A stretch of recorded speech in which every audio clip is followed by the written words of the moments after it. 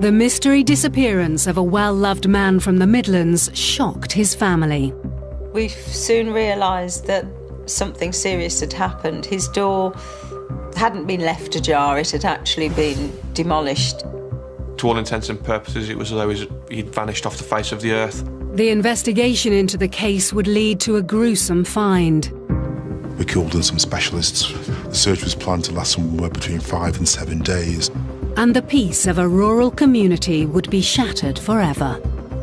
It's just not the sort of thing you expect in a quiet, peaceful Worcestershire village. No, not our scene at all. But would the police ever get to the bottom of what had happened and track down those responsible for a callous and cold-blooded killing? There was no one to come forward and say they heard something, they saw something. Get in there!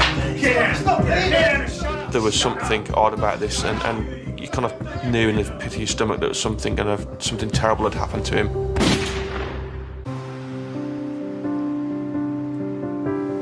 In North Worcestershire, just 12 miles from Birmingham, lies the picturesque village of Alvechurch. Mentioned in the Domesday Book, the parish has existed since the 8th century and is now a thriving community. We are a quintessential Worcestershire village. For those who maybe have to work in the towns, they can commute from Alvechurch and live somewhere where there's fields all around. It's a beautiful green oasis. A lot of people use it from the Midlands and they go out walking in that area. So it's a real sort of picturesque place just to go and have a Sunday afternoon amble. There's all sorts of public footpaths as well and bridle pathways that go across the fields. Lots of farms on the outskirts of Alvechurch, so it is sort of semi-rural, really. And it's not just the pretty Worcestershire countryside that the villagers of Alvechurch value. Our community spirit in Alvechurch is super. Because there's so many clubs and societies, I think there's 3 WIs, there's the Historical Society, there's the Village Society. We've got a very good bell-ringing group. So whatever you're interested in, there'll be a society for you. Community spirit is to do with being part of a village. And I think most people appreciate the fact that we have got a proper village here. I couldn't imagine living anywhere else.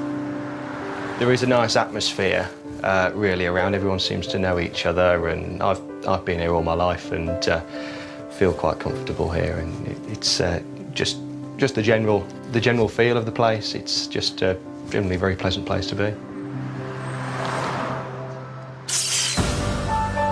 But the peace and quiet of this rural idyll was shattered in August 2007, when the police swooped on a property just outside the village. The house itself was on a country lane about 1.5 miles outside of the village of Alvechurch itself. The house stood alone, surrounded by fields.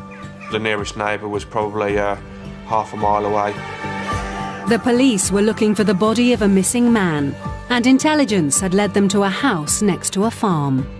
The search was planned to last somewhere between 5 and 7 days. We called in some specialists, a mixture of forensic archaeologists with trowels lying on the ground and scooping an inch at a time of dirt away, to bringing in JCB diggers to excavate larger parts far more quickly. So a whole mix of different methods that we used in terms of being able to identify where the body was.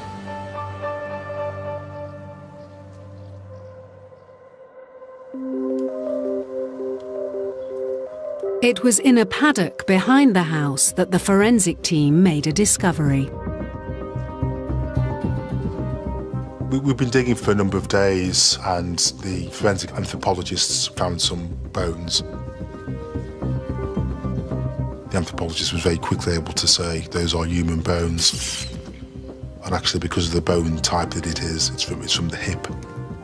It's a confirmation that actually the person who this bone belongs to is dead, because you can't survive without that bone within your body.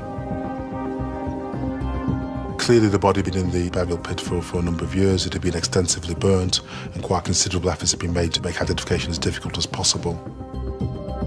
The grim discovery of a body buried in a pit sent shockwaves through the nearby village. Well, it's certainly not the sort of thing we would expect in our church. Everybody was pretty upset about it. It's just not the sort of thing you expect in a quiet, peaceful Worcestershire village. No, not our scene at all.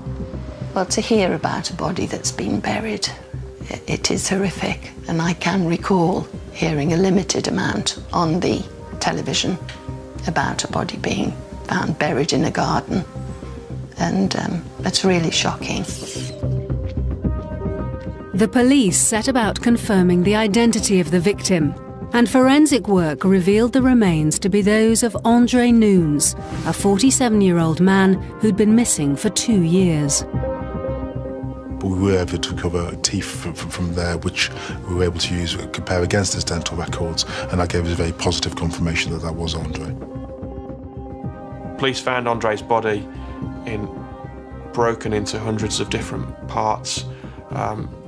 It was difficult to tell how he'd been murdered just because of the sheer brutality that his body had been through.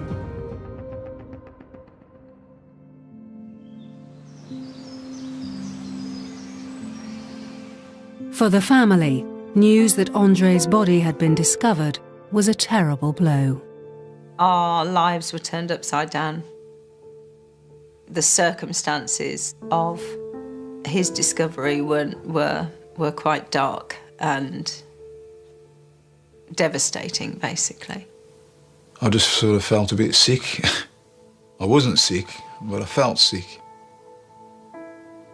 There was nothing that I could do or anybody could do that was going to bring him back.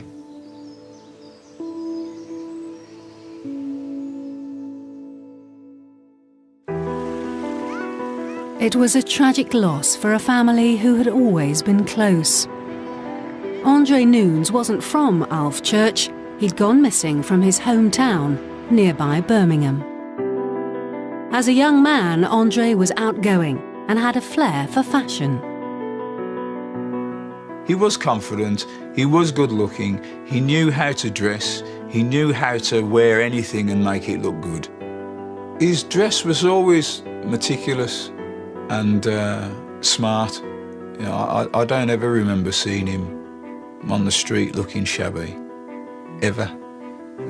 He was always wearing like pressed trousers, jacket, tie, shirt, cane. He always walked with his head high. In the late 70s, Andre moved to London and worked as a fashion model and choreographer. He was larger than life, and he didn't question that. Nobody around him did. So modelling just, I suppose it was a natural kind of progression. Despite Andre's charisma, talent and lust for life, during his time in London, his mental health declined. He moved back to Birmingham to be near his family and get help. He was much more introvert. He really didn't want to be out there partying. He stayed with Mum and Dad for a while and then got a flat not too far away. He was recovering from a breakdown, and as I say, his whole world evolved around his flat.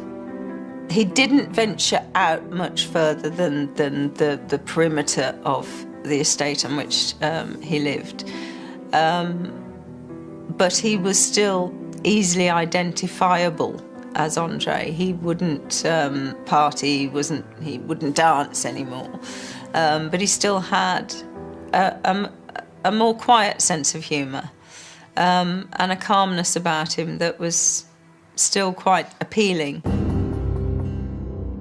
So how had this well-liked, creative man ended up buried in a pit behind a property near Alvechurch? Could the police track down those responsible for Andre's death, and would they be able to bring them to justice? We kind of knew that something terrible had happened to Andre on the night he'd gone missing.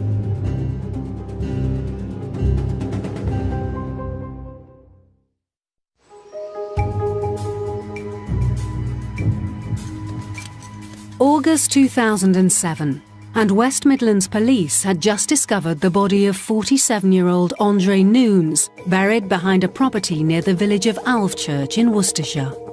His body had been buried in a pit, and police had to use forensic archaeologists to slowly sieve away the layer upon layer of dirt to get to his remains. But Andre had gone missing from his home in Birmingham 2 years before, in September 2005. That Sunday afternoon, some of Andre's friends came round to visit him, found that the flat was open and empty, and they called the police. He was missing. There was no sign of a struggle or disturbance inside the flat, but the front door had been forced open. We soon realised that something serious had happened. His door hadn't been left ajar, it had actually been demolished in the sense that somebody broken in. It wasn't just the forced door that was a cause for concern. His mobile phone, his wallet, his personal possessions, the kind of possessions that you would take with you if you were going out, were left behind. This had all the hallmarks of a kidnapping. He always carried a wallet with his passport in. When they told us that his flat had been broken into and his passport was still there, that caused huge alarm bells in our minds, because it just wasn't Andre.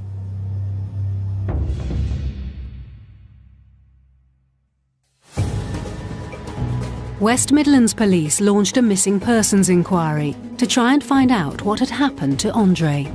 From the outset, it seemed an incredibly strange and unusual case because the door had clearly been forced open.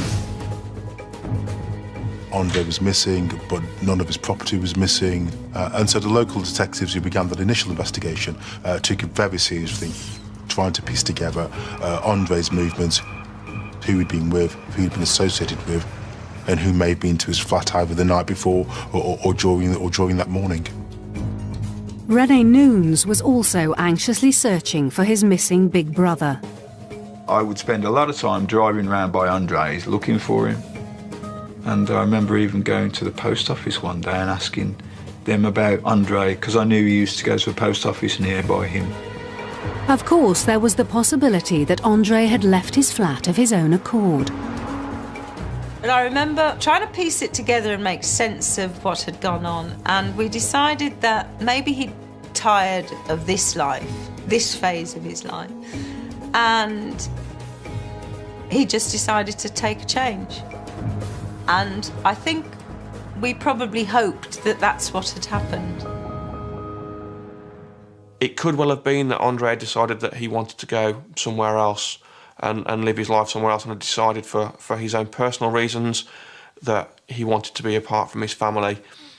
In reality, deep down, everyone knew that wasn't the case because of the signs of forced entry to his property and the fact he'd left his personal belongings behind.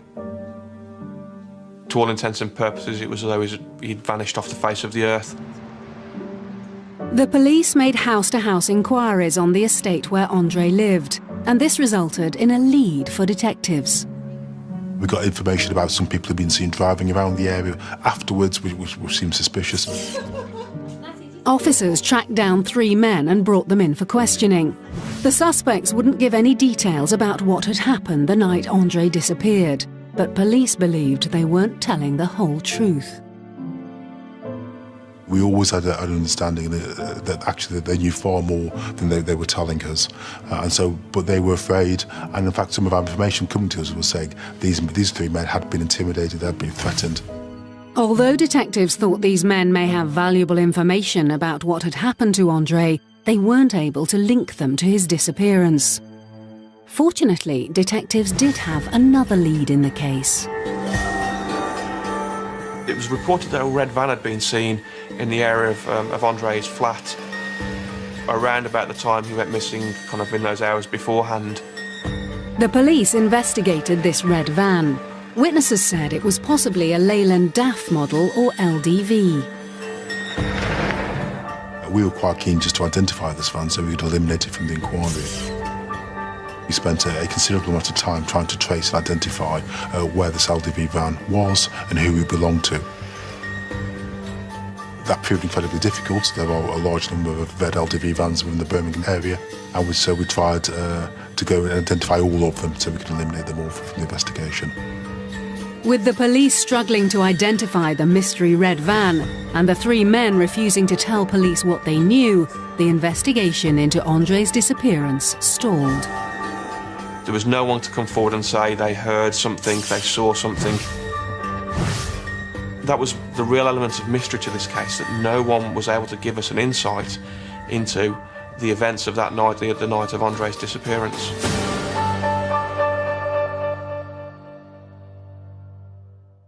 The police were finding it difficult to make progress on the case, and Andre's family were missing their charismatic sibling, who back in his heyday as a model and choreographer enjoyed being the centre of attention. He was always the star of the family. He was always laughing. He always had great friends. Always envied his friends. Always went to great places, nice cars. Everything he did just was something I envied. And I lived in his shadow. But it was the kind of shadow that you didn't mind living in because it was almost so much fun. He loved dancing and he loved showing other people how to move. Of course, I learned to dance through him. He taught me a lot as regarding dancing in those days. I remember him as a good brother, and I wish he was still here. Back on the investigation into Andre's disappearance, months after he'd gone missing, the police were still no closer to finding out what had happened to him. In an attempt to move the investigation forward, they constructed a psychological profile.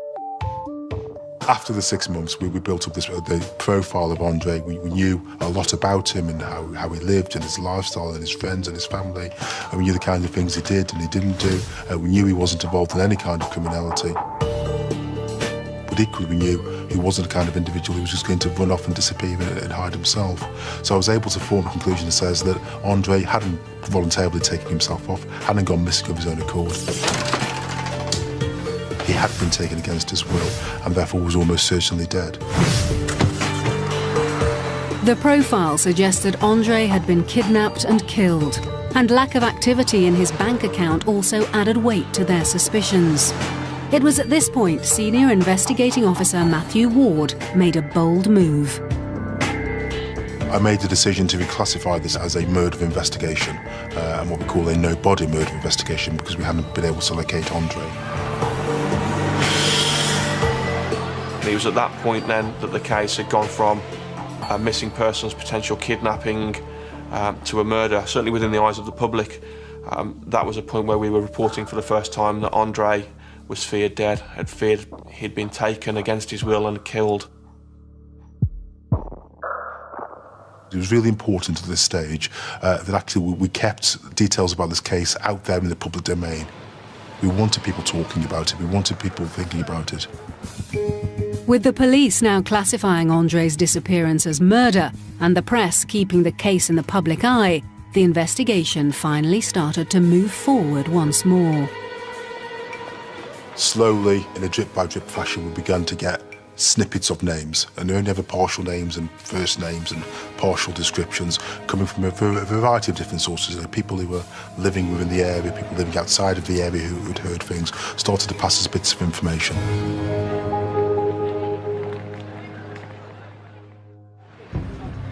And there was one name in particular, Michael Weldon, that rang bells with those in the know. Michael Weldon was a name that I came across routinely as a journalist covering certain areas of Birmingham. He was known as a hard man. I think he portrayed himself as a gangster, for want of a better word. He was not a man whose path you wanted to cross. Finally, more than 6 months after Andre had disappeared, the police had the name of a suspect. Could Michael Weldon be involved in Andre's disappearance and murder? And would the police be able to track down this notorious gangster?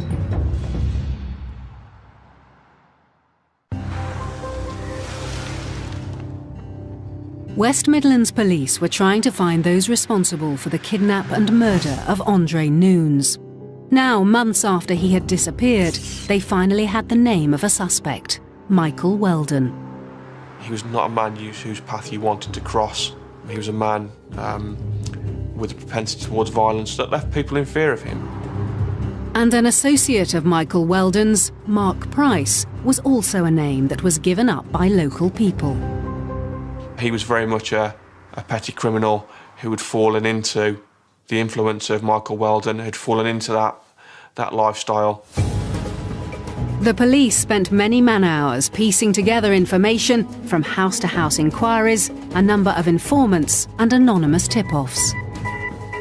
What we had to do as an investigative team was to bring all that together and actually try and build up a picture of what we thought had happened to Andre. And so we did build up bits that said actually there may be somebody may have been killed and their body may have been buried in one location. Another bit of information suggested somebody may have been kidnapped from this address.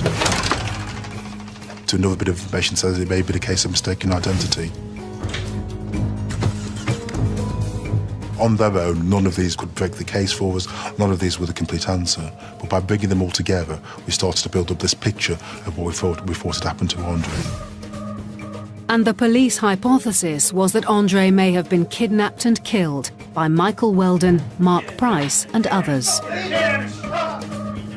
Michael Weldon had a relative who was assaulted by her boyfriend, and the suspicion was that in the search for this man, the gang had ended up taking Andre, either because they thought he was the boyfriend or because they thought he knew where he was. Andre was not responsible for his kidnapping and his murder. Andre had done nothing that would have given anyone cause to take him. This was an innocent man who'd been taken against his will and kidnapped. The police now believed Andre to have been taken by these gangsters and killed, but they needed to find Andre's body to prove he'd been murdered. So we had this hypothesis and we started to get other bits of information which allowed us to identify where we thought the particular address the bones were buried were. The police identified the property near Alvechurch as somewhere where Andre's body may have been buried.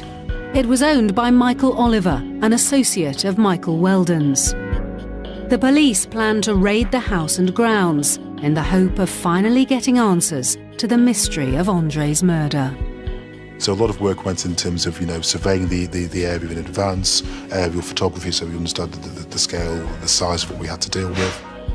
And Andre's family had now been waiting 2 years for concrete news about what had happened to him. This was the first time where they were going to get the answers. This was the first time where, if police found anything, if police found a body, this was final for them. I was hoping, against hope as it were, that I would see him again.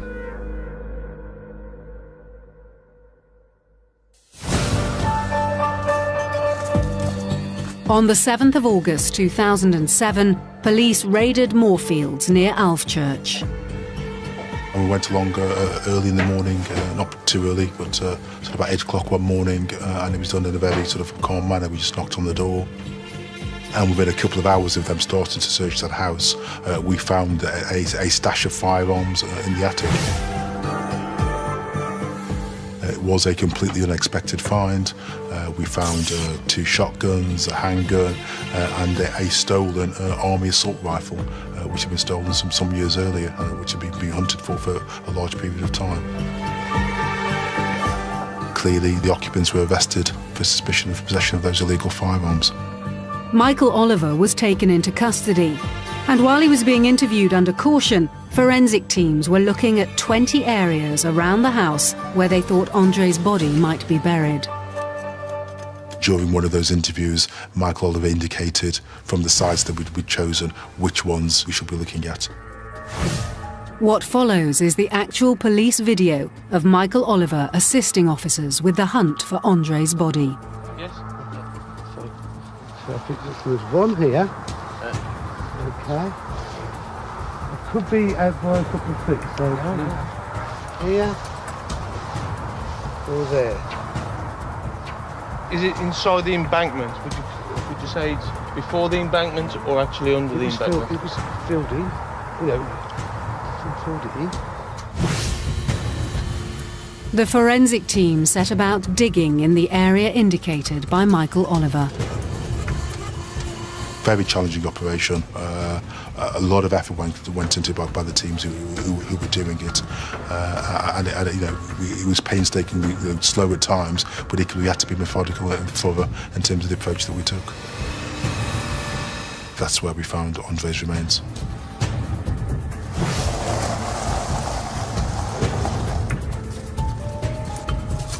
Michael Oliver told the police that 2 years previously, Michael Weldon had persuaded him to use his land to dispose of a body.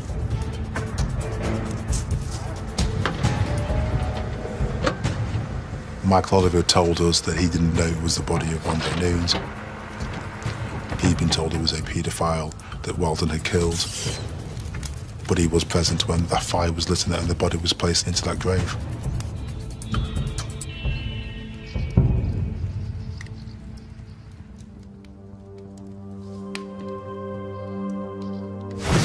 Forensics revealed the extent to which the gang had gone to dispose of Andre's body and try to destroy the evidence. First of all, they'd killed him, and then they'd burnt his body, but then they'd broken his body into bits. They'd shattered his bones. It's the most shocking way you could possibly imagine someone could deal with another human being. I said to myself, you know, I won't stop believing that I'm going to see my brother again unless I have evidence to the contrary. And of course, when his body was, or what was left of him was unearthed, then that was it really. You know, of course, you started thinking, had he been harmed prior to his death, or was this an attempt to kind of hide the murder, or, you know, had he suffered, had they done anything to him prior to him actually losing his life? Within the burial pit itself where Andre's body was found, there were fragments of clothing which had been burnt, which still left parts of jeans, or possibly maybe a bit of a blanket which may have been used to wrap him in. Let's go through and then you can show me. The remains in the pit weren't the only things unearthed at the property. Michael Oliver revealed to police there was more to be found on his land. In the bushes. You're indicating over there towards the paddocks, that by the white tent? By the white tent. Okay, and what do we expect to find when we're over there? There should be a watch over there. Now, I don't know if it belonged to the gentleman that we found in there. I just got thrown it and says it belongs to the man. That was it. Okay, and the description of the watch that we're looking for? It's a big chunky one. Forensics located the watch a short distance away from the body, and it turned out to be Andre's. Michael Oliver confessed to police that he'd kept it for a reason. He says he placed it there as insurance against Weldon, as evidence that he would have on Weldon, that Weldon and he had been involved in burying this body. Michael Oliver was confirming what the police thought all along, that it was Weldon and his associates that had kidnapped and murdered Andre. As the news of the discovery of Andre's body hit the local media, the police decided to monitor their prime suspects. As part of the investigation, we carried out surveillance on them to understand where they were going, who they were associating with, were they reacting to anything they were seeing in the media, were they making contact with any of the other suspects that we believe were involved in this, to try and actually just build up that bigger picture of them, their lifestyles and what they were doing. The gang didn't alter their behaviour, but the publicity surrounding the discovery of Andre's body did prompt a reaction from someone. One of the three men who'd refused to talk to police at the start of the investigation now came forward. One of those three men did eventually break down and in floods of tears began to tell us what had actually gone on. I think he found it a great sense of relief to get off his chest what he knew. The witness admitted he was there when Michael Weldon came looking for the man who assaulted his relative, and that the witness had taken Weldon to Andre's flat. That gave us the evidential link that said Michael Weldon was there seen just before Andre Nunes disappeared, walking towards the flat with a firearm. Now, with witness evidence placing Michael Weldon at both the scene of Andre's kidnap and the disposal of his body, the police charged him with kidnap and murder. Mark Price was arrested days later, and when he was picked out of an identity parade by the witnesses, he too was charged with kidnap and murder. And having admitted to being present when Andre's body was burned and buried, Michael Oliver was charged with perverting the course of justice and firearms offences. But it was only when the case went to court in June 2008 that the full story of what had happened to Andre would finally be revealed. Perhaps the most difficult thing for the family was having to sit there in court day after day listening to the circumstances in which Andre was kidnapped and murdered.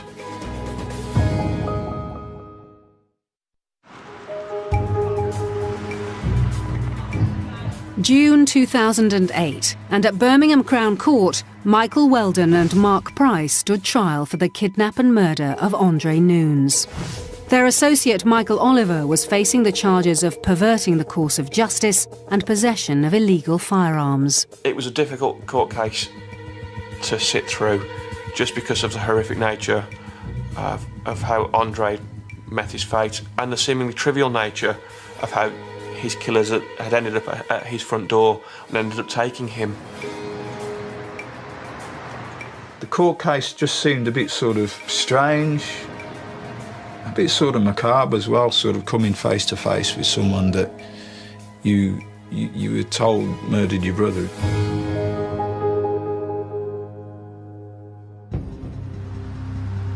The prosecution had persuaded the terrified witnesses and others to tell the court what they knew, and so set out their case of what had happened the night Andre went missing. The circumstances of that night are shocking, to say the least. Michael Weldon was seeking retribution for a perceived slight that had happened to one of his relatives who had been slapped across the face during a night out in Birmingham. And Weldon was after that person to take retribution.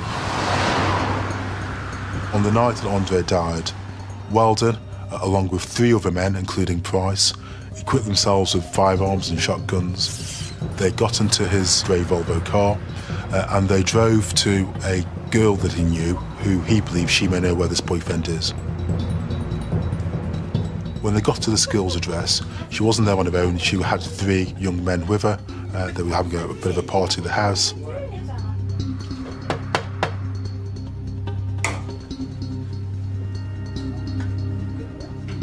Get back. Get in there. Get in. What do you want? Come on. Where is he? She said to Weldon, she doesn't know where this boyfriend is, but one of these 3 men may do so. You know him. Come on. I don't know him. Weldon was irate, he was angry, he was shouting. You know him. The young men were particularly frightened by him. One attempted to get out of the flat by running out of a back door, but as they'd done so, one of Weldon's henchmen was stood outside. Where are you going? In. Back in. Go. So they were trapped inside this flat with Weldon, who was screaming at them. He wanted to know where this boyfriend was. And one of these 3 young men agreed to take Weldon and his henchmen to wherever the boyfriend may be, which was Andre Nunes' flat. So the 3 young men were left in their vehicle, followed by Weldon and his 3 henchmen. They'd seen this gentleman at Andre Nunes' flat on an occasion. It's quite possible Andre Nunes knew this gentleman as an acquaintance, only probably wasn't even good friends with him. But the only way they could save themselves was take Michael Weldon and his cohorts to Andre's flat.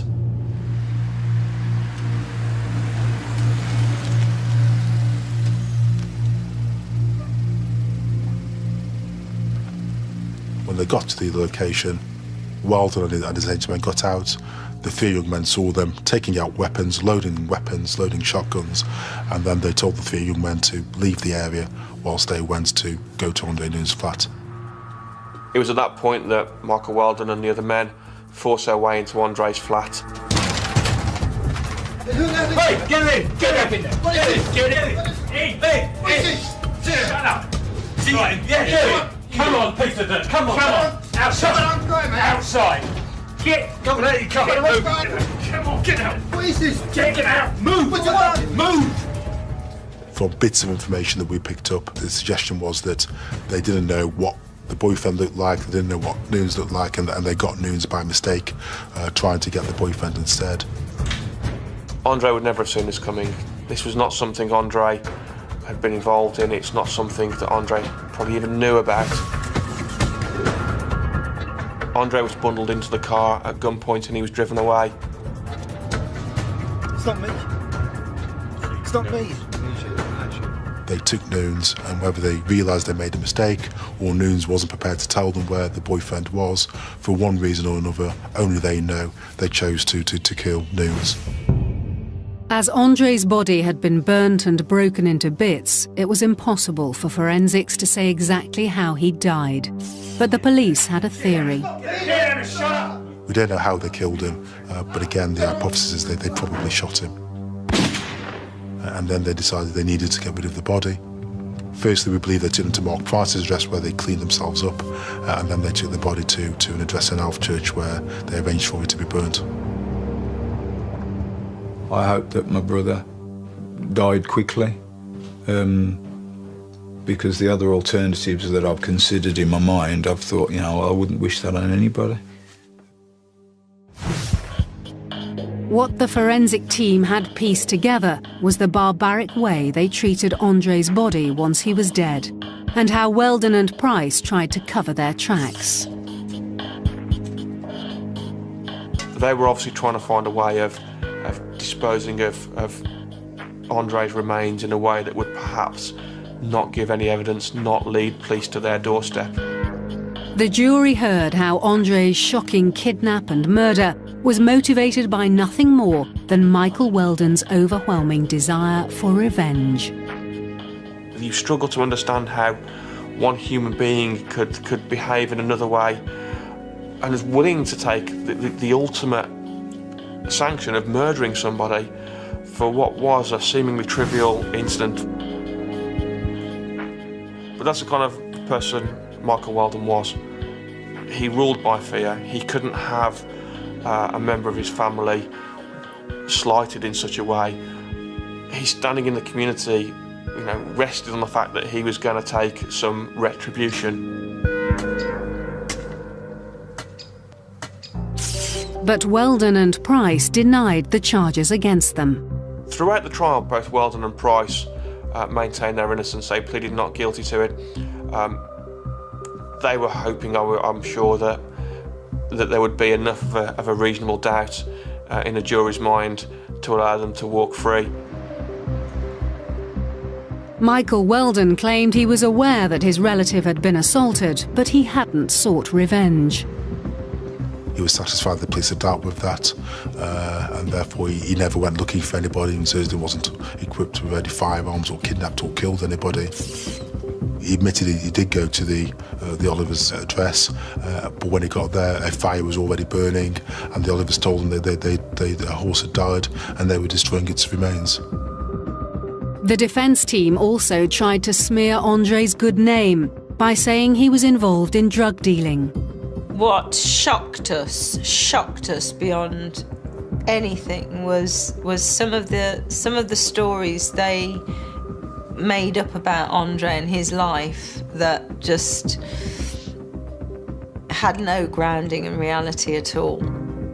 They tried to paint a picture of someone who just we'd never heard of. We had no idea who this person was, but obviously by demonising him, their actions would seem less demonic. Despite the defence trying to discredit Andre, the jury believed the prosecution's version of events, and all three defendants were found guilty. Weldon and Price for kidnap and murder and perverting the course of justice, and Oliver for perverting the course of justice and firearms offences. They were jailed for life. That's the end of their life.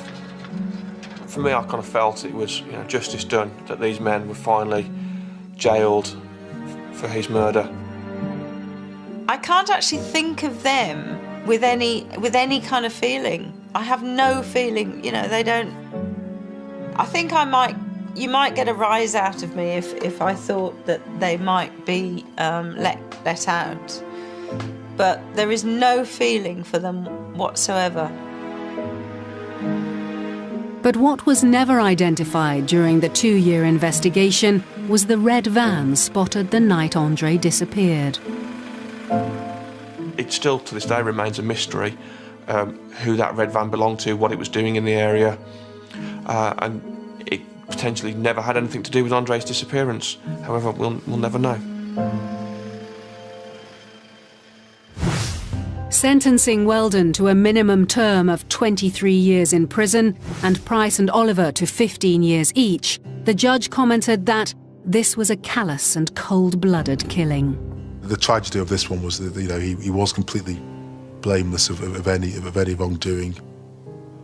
It was unfortunate that the people who came looking for him were irate, lost all sense of self-control, were desperate to prove a point, and in the end, they couldn't care less who they proved that point with, even if it cost somebody their life. And for the villagers of Alvechurch, there was comfort in knowing that these dangerous men were now safely behind bars. These chaps have had what's coming to them in a way, and that they're in prison and they're serving their time.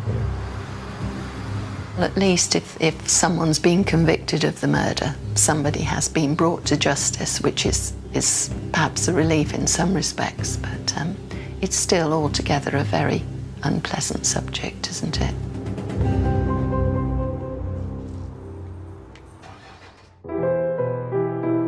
But for Andre's family, what's important for them is remembering their brother as a fun-loving, creative and gifted man. Last year I was invited to a 70s disco, and I felt that every single song was a song that I remembered Andre dancing to.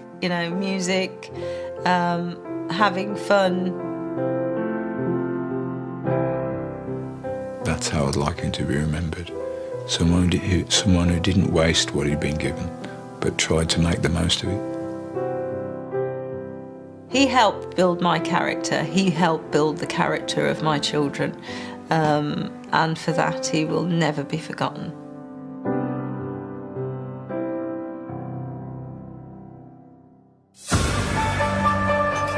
That was the last in the series, but you can catch up with any you missed all day tomorrow from 9 AM through to 7.